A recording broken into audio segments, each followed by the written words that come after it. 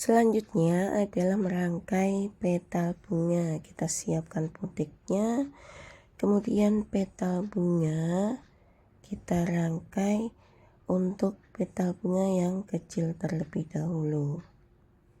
Kita beri lem pada ujung kawat, kemudian kita masukkan pada eva foam seperti ini.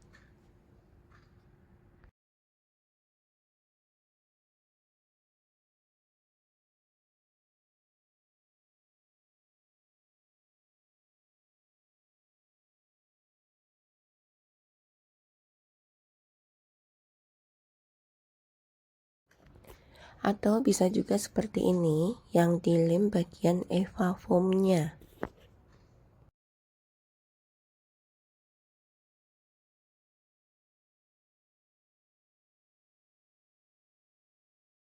Kita bisa lepas dulu bagian bawah fitting saat merangkai petal bunga agar tidak mengganggu.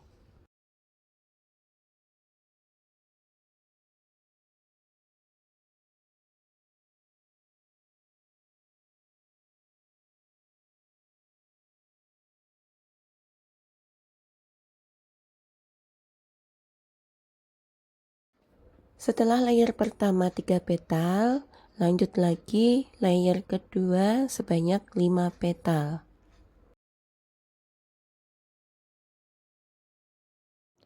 Kita bisa memotong bagian ujung kawat jika terlalu panjang.